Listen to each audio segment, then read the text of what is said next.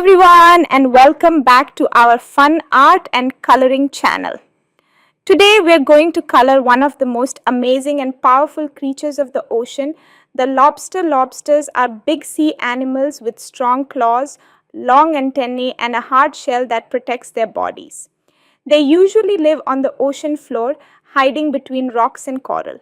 So grab your crayons, colored pencils or markers and let's bring this fascinating creature to life with colors. Let's take a look at our drawing first. We can see the lobster's big claws at the front, its long body made up of several shell sections and its fan-shaped tail at the end.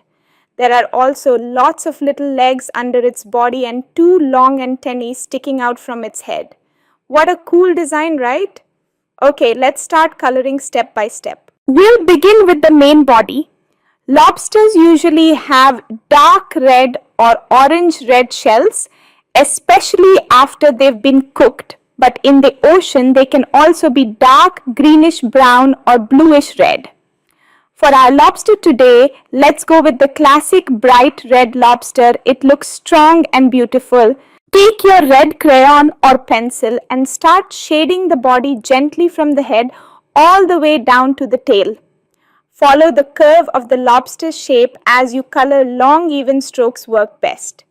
Make sure you color smoothly across all the shell sections but leave a few small white spots for light reflections.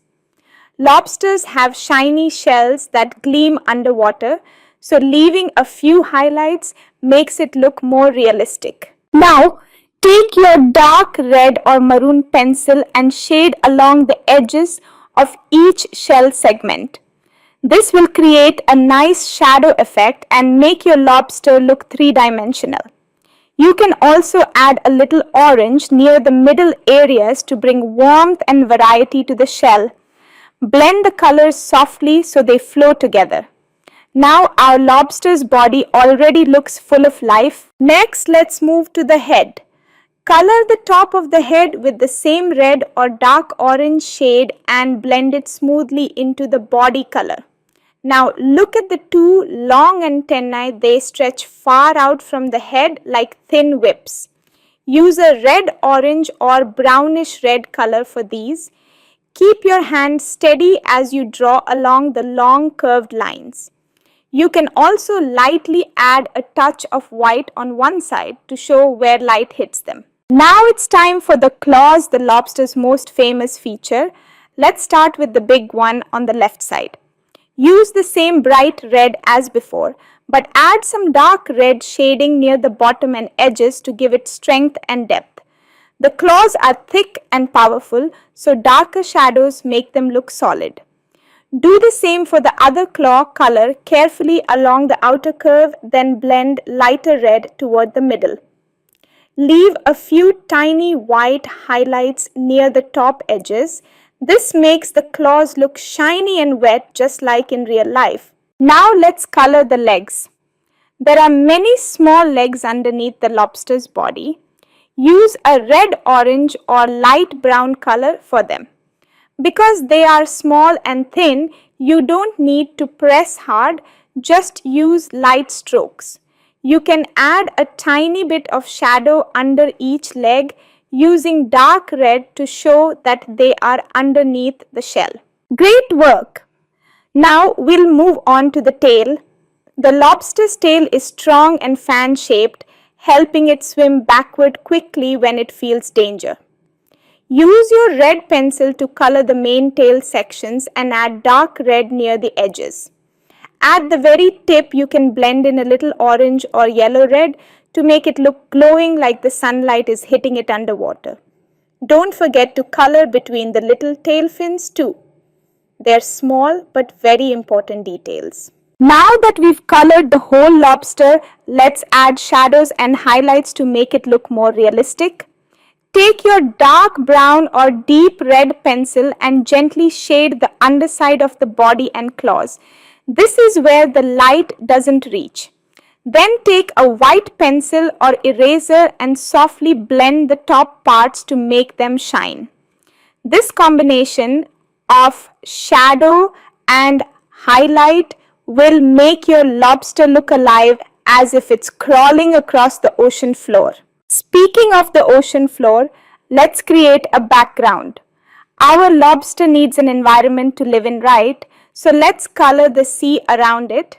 Start with a light blue for the water near the top and a darker blue near the bottom. Blend the colors softly to show the ocean depth. You can even add some greenish blue around the lobster's legs to show water reflections. Now let's draw the seafloor.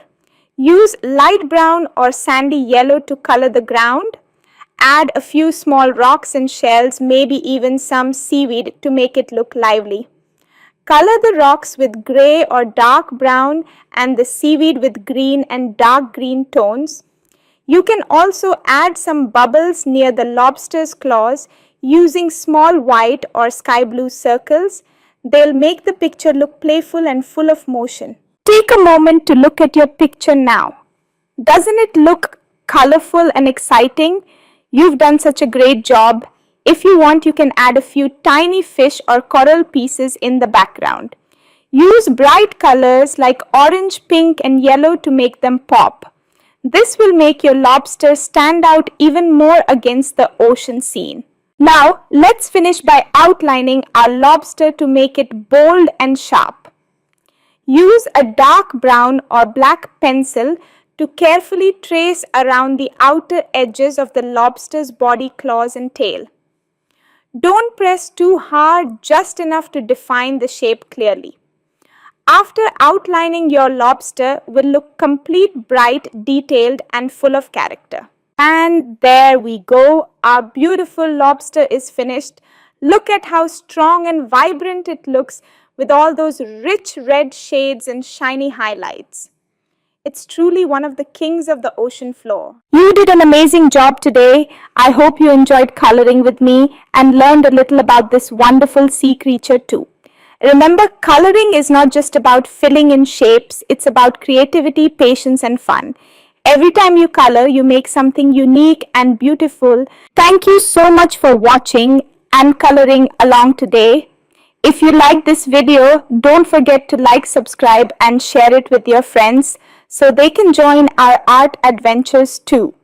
See you next time, everyone, for another fun ocean animal coloring lesson.